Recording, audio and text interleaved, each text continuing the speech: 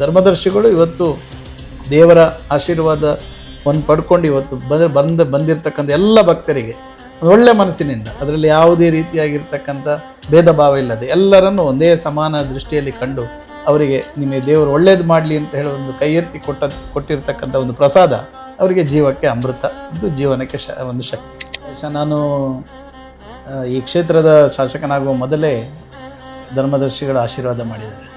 ಮೊದಲು ಹೇಗಿತ್ತು, ಈಗ ಹೇಗಿದೆ ಅನ್ನುವಂಥದ್ದನ್ನು ಯಾರ ಹತ್ರ ತಿಳ್ಕೊಳ್ಬೋದು ಅಂತೇಳಿದ್ರೆ ನನ್ನ ಹತ್ರ ತಿಳ್ಕೊಳ್ಬೋದು. ನಾನೊಬ್ಬ ಬೆಳ್ತಂಗಡಿಯ ಶಾಸಕನಾಗಿ ಅಲ್ಲ, ಬೆಳ್ತಂಗಡಿಯ ಭಕ್ತನಾಗಿ ನನಗೆ ಹೆಮ್ಮೆ ಇದೆ ಅನ್ನುವಂಥದ್ದು. ಇಲ್ಲಿ ಬೆಳಾಲು ಈ ಭಾಗಕ್ಕೆ ಬರಲಿಕ್ಕೆ ಸಾಧ್ಯ ಇಲ್ಲದಂಥ ಸ್ಥಿತಿಯಲ್ಲಿ ಇವತ್ತು ಆರಿಕೋಡಿಯ ಕ್ಷೇತ್ರ ಆ ಎಲ್ಲವನ್ನು ಒಟ್ಟಿಗೆ ತೆಗೆದುಕೊಂಡು ಬಂದಿದೆ. ಹಿಂದೂ ಸಮಾಜ ಎಲ್ಲಿ ಶ್ರದ್ಧೆ ನಂಬಿಕೆಯನ್ನಿಡುತ್ತದೋ ಅಲ್ಲಿ ಹಿಂದೂ ಸಮಾಜದ ದೇವರು ಒಲಿತಾರೆ ಅನ್ನುವಂಥದ್ದು ಹಿರಿಯರು ಹೇಳಿಕೊಟ್ಟಿರ್ತಕ್ಕಂಥ ಪಾಠ ನಮಗೆ.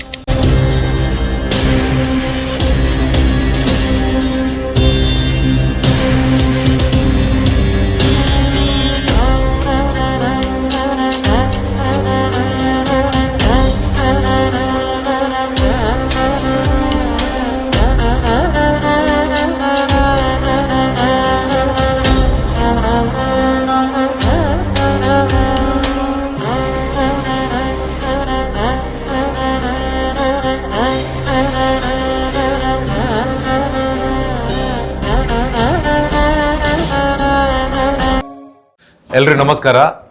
ದಕ್ಷಿಣ ಕನ್ನಡ ಜಿಲ್ಲೆಯ ಬೆಳ್ತಂಗಡಿ ತಾಲೂಕಿನ ಬೆಳಾಲು ಗ್ರಾಮದ ಆರಿಕೋಡಿ ಚಾಮುಂಡೇಶ್ವರಿ ಕ್ಷೇತ್ರಕ್ಕೆ ಈ ಕ್ಷೇತ್ರದ ಪ್ರಸಿದ್ಧವಾಗಿರುವಂತಹ ಶಾಸಕರು ನಮ್ಮ ದೇಗುಲಕ್ಕೆ ವಿಶೇಷವಾಗಿರುವಂತಹ ಅನುದಾನಗಳನ್ನು ಕೂಡ ನೀಡಿ ಈ ಕ್ಷೇತ್ರಕ್ಕೆ ಬರುವಂತಹ ಭಕ್ತಾಭಿಮಾನಿಗಳಿಗೆ ಒಂದಷ್ಟು ಸೌಲಭ್ಯಗಳು ಸೌಕರ್ಯಗಳನ್ನು ನೀಡ್ತಿರ್ತಕ್ಕಂಥವರಲ್ಲಿ ನಮ್ಮ ಮಾನ್ಯ ಶಾಸಕರು ಕೂಡ ಇದ್ದಾರೆ, ಶ್ರೀಯುತ ಹರೀಶ್ ಪುಂಜ ಅವರು. ಸರ್ ನಮಸ್ತೆ. ಇವತ್ತು ನಮ್ಮ ಕಾರ್ಯಕ್ರಮಕ್ಕೆ ಆಗಮಿಸಿ ಎಲ್ಲ ರೀತಿಯಲ್ಲಿ ಸಾಮಾನ್ಯ ಭಕ್ತರಾಗಿ ನಮ್ಮ ಜೊತೆ ಇದ್ದಾರೆ. ಹಾಗೆಯೇ ಮೊದಲಿಗೆ ನಮ್ಮ ಧರ್ಮದರ್ಶಿಗಳ ಆಶೀರ್ವಾದವನ್ನು ಪಡ್ಕೊಳ್ತಾ ಶಾಸಕರಿಗೆ ಕೂಡ ಮತ್ತೊಮ್ಮೆ ಪ್ರೀತಿಯ ಸ್ವಾಗತದೊಂದಿಗೆ ಈ ಕ್ಷೇತ್ರಕ್ಕೆ ಆಗಮಿಸಿದ್ದೀರಿ. ನಿಮ್ಮನ್ನು ಕೂಡ ನೋಡಿ ಸಾಕಷ್ಟು ಮಂದಿ ಕ್ಷೇತ್ರಕ್ಕೆ ಬರ್ತಕ್ಕಂಥವ್ರು ಇದ್ದಾರೆ. ಅಂದರೆ ದೇಗುಲಗಳ ಅಭಿವೃದ್ಧಿಯಲ್ಲಿ ಎತ್ತಿದ ಕೈ ಇದೆ ನಿಮ್ಮ ಮೂಲಕವಾಗಿ. ಹಾಗಿರುವಾಗ ನಮ್ಮ ಕ್ಷೇತ್ರದ ಬಗ್ಗೆ ಒಂದೆರಡು ಮಾತುಗಳನ್ನು ಹೇಳಬೇಕು ಅಂತ ಕೇಳ್ತಾ ಇದ್ದೇನೆ. ಕ್ಷೇತ್ರದ ತಾಯಿಯ ಆಶೀರ್ವಾದ. ನಾನು ಈ ಕ್ಷೇತ್ರದ ಶಾಸಕನಾಗುವ ಮೊದಲೇ ಧರ್ಮದರ್ಶಿಗಳ ಆಶೀರ್ವಾದ ಮಾಡಿದ್ದಾರೆ. ಅವತ್ತಿನಿಂದ ಈ ಕ್ಷೇತ್ರದ ನಡುವೆ ಒಂದು ಅವಿನಾಭಾವ ಸಂಬಂಧವನ್ನು ಇಟ್ಟುಕೊಂಡಿರ್ತಕ್ಕಂಥ ಒಬ್ಬ ಭಕ್ತ ನಾನು. ಆ ನೆಲೆಯಲ್ಲಿ ನಿರಂತರವಾಗಿ ಈ ಧರ್ಮದರ್ಶಿಗಳ ಜೊತೆ ಸಂಪರ್ಕ ಮತ್ತು ಈ ಕ್ಷೇತ್ರದ ಸಾನ್ನಿಧ್ಯದ ಜೊತೆ ಸಂಪರ್ಕವನ್ನು ಇಟ್ಟುಕೊಂಡಿರ್ತಕ್ಕಂಥ ಒಬ್ಬ ವ್ಯಕ್ತಿ ನಾನು. ಆದರೆ ಇದನ್ನೆಲ್ಲವನ್ನು ನನ್ನ ಕಣ್ಣಾರೆ ಗಮನಿಸಿರ್ತಕ್ಕಂಥ ಒಬ್ಬ ವ್ಯಕ್ತಿ ಅಂತ ಹೇಳಿದರೆ ತಪ್ಪಾಗಲಿಕ್ಕಿಲ್ಲ. ಮೊದಲು ಹೇಗಿತ್ತು, ಈಗ ಹೇಗಿದೆ ಅನ್ನುವಂಥದ್ದನ್ನು ಯಾರ ಹತ್ರ ತಿಳ್ಕೊಳ್ಬೋದು ಅಂತೇಳಿದ್ರೆ ನನ್ನ ಹತ್ರ ತಿಳ್ಕೊಳ್ಬೋದು. ಯಾಕಂದ್ರೆ ನಾನು ನೋಡಿದ್ದೇನೆ ಆ ಸಂದರ್ಭದಲ್ಲಿ ಇಲ್ಲಿಯ ಬೆಳವಣಿಗೆ ಹೇಗೆ ಆಗಲಿಕ್ಕೆ ಸಾಧ್ಯ ಆಯಿತು, ಮತ್ತು ಬೆಳವಣಿಗೆ ಹಿಂದೆ ಇಲ್ಲಿಯ ಕ್ಷೇತ್ರದ ಸಾನ್ನಿಧ್ಯ ಯಾವ ರೀತಿಯಲ್ಲಿ ಜನರ ಭಕ್ತರನ್ನು ಆಕರ್ಷಣೆ ಮಾಡಿತ್ತು, ಭಕ್ತರಿಗೆ ಇಷ್ಟಾರ್ಥವನ್ನು ಸಿದ್ಧಿ ಮಾಡಿತ್ತು ಎನ್ನುವಂಥದ್ದು ಇವತ್ತು ನಾವು ಕಾಣ್ತಾ ಇರತಕ್ಕಂಥದ್ದು. ಪ್ರಾಯಶಃ ಎಲ್ಲ ಜನ ನಡುವೆ ಧರ್ಮದರ್ಶಿಗಳು ಅವರ ಇಡೀ ಕುಟುಂಬ ಪ್ರಾಯಶಃ ಇಲ್ಲಿ ಬಂದಂಥ ಭಕ್ತರ ಮನಸ್ಸಿನ ಏನು ಭಾವನೆ ಇದೆ, ಏನು ಅವರ ದೇವರಲ್ಲಿ ಪ್ರಾರ್ಥನೆ ಇಟ್ಟು ಬರ್ತಾರೆ, ಮನಪೂರ್ವಕವಾಗಿ ಅವರೊಂದು ಪ್ರಾರ್ಥನೆ ಮಾಡಿ ಪ್ರಸಾದ ಕೊಟ್ಟರೆ ಅದು ಸಿದ್ಧಿ ಆಗ್ತದೆ ಅನ್ನುವಂಥದ್ದು ದಿನದಕ್ಕೆ ಅದು ಹೆಚ್ಚಾಗ್ತಲೇ ಹೋಯಿತು.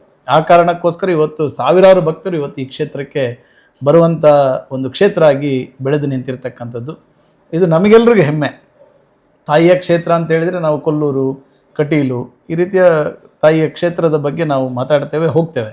ಅಷ್ಟೇ ಇವತ್ತು ಆರಿಕೋಡಿಯ ಕ್ಷೇತ್ರವು ನಮ್ಮ ಜಿಲ್ಲೆ ಮಾತ್ರ ಅಲ್ಲ, ಇಡೀ ರಾಜ್ಯದಲ್ಲೂ ಒಂದು ಆರಿಕೋಡಿ ಕ್ಷೇತ್ರ ಒಂದು ಪಾವನ ಪವಿತ್ರವಾಗಿರ್ತಕ್ಕಂಥ ಕ್ಷೇತ್ರ, ಬಂದಿರತಕ್ಕಂಥ ಭಕ್ತರ ಮನಸ್ಸಿನ ಇಷ್ಟಾರ್ಥವನ್ನು ಸಿದ್ಧಿ ಮಾಡ್ತಕ್ಕಂಥ ಕ್ಷೇತ್ರ ಎನ್ನುವಂಥ ಹೆಗ್ಗಳಿಕೆಯನ್ನು ಇವತ್ತು ಪಡೆದಿರ್ತಕ್ಕಂಥದ್ದು.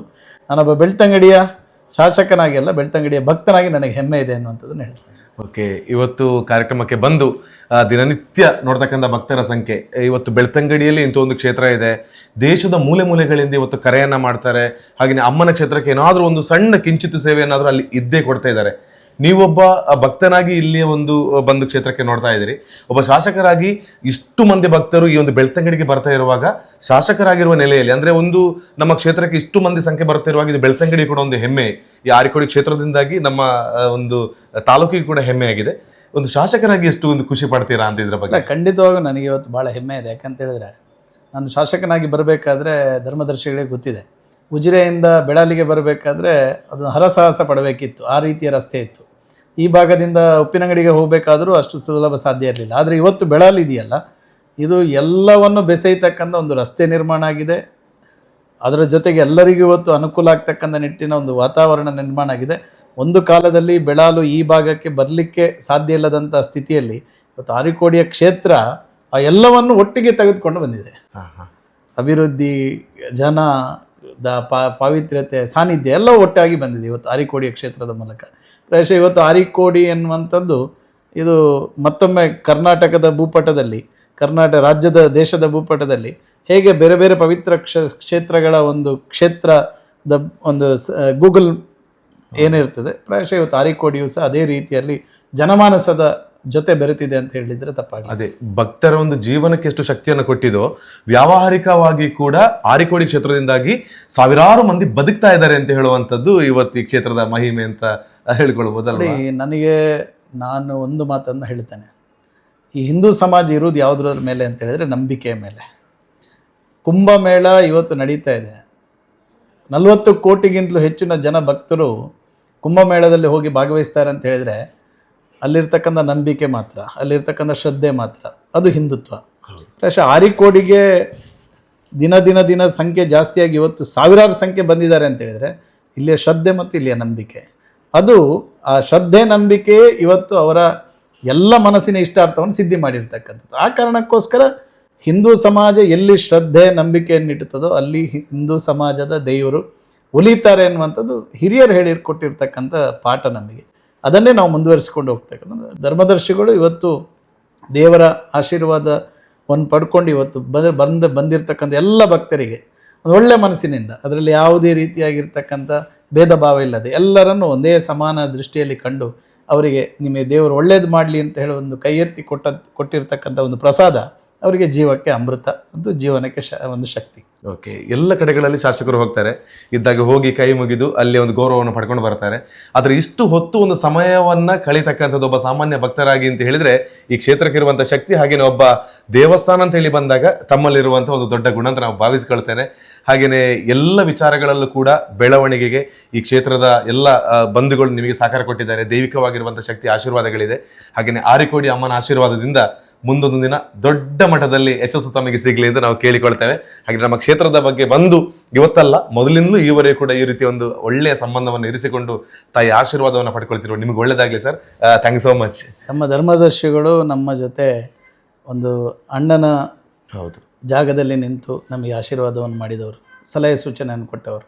ಆ ಪ್ರೀತಿ ವಿಶ್ವಾಸವನ್ನು ನಾನು ಉಳಿಸ್ಕೊಂಡಿದ್ದೇನೆ, ಮುಂದೆ ಉಳಿಸ್ಕೊಳ್ತೇನೆ. ಅವರ ಆಶೀರ್ವಾದ, ತಾಯಿ ಆಶೀರ್ವಾದ ಈ ಕ್ಷೇತ್ರದ ಜನರ ಕೆಲಸ ಮಾಡತಕ್ಕಂಥ ದೃಷ್ಟಿಯಲ್ಲಿ, ಸಮಾಜದ ಕೆಲಸ ಮಾಡತಕ್ಕಂಥ ನಿಟ್ಟಿನಲ್ಲಿ ಎಲ್ಲರಿಗೂ ಒಳ್ಳೆಯದನ್ನು ಅವರ ಮೂಲಕ ದೇವರು ಮಾಡಿಸಬೇಕು ಅನ್ನುವಂಥ ಪ್ರಾರ್ಥನೆಯನ್ನು ಮಾಡ್ತೇವೆ. ಓಕೆ, ದಕ್ಷಿಣ ಕನ್ನಡ ಜಿಲ್ಲೆಯಲ್ಲಿ ಸಾಕಷ್ಟು ತಾಲೂಕುಗಳಿರುವಾಗ ಇದೊಂದು ಗ್ರಾಮೀಣ ಅಂದರೆ ಎಲ್ಲ ಕಾಡು ಪ್ರದೇಶ ತುಂಬಿರುವಾಗಲೂ ಕೂಡ ಪ್ರವಾಸಿ ಕೇಂದ್ರವಾಗಿ ಕೂಡ ಬೆಳ್ತಂಗಡಿ ಇವತ್ತು ಇಷ್ಟರ ಮಟ್ಟಿಗೆ ಬೆಳೆದಿದೆ. ಅಂದರೆ ಇಲ್ಲಿ ಕೊಡುವಂತಹ ಶಾಸಕರಾಗಿ ತಾವು ಕೊಡ್ತಕ್ಕಂಥ ಉತ್ತೇಜನಗಳು, ಈ ಕ್ಷೇತ್ರದಲ್ಲಿ ಇರತಕ್ಕಂಥ ಒಂದಷ್ಟು ಶಕ್ತಿ ಗಮನಕ್ಕೆ ಬರ್ತದೆ.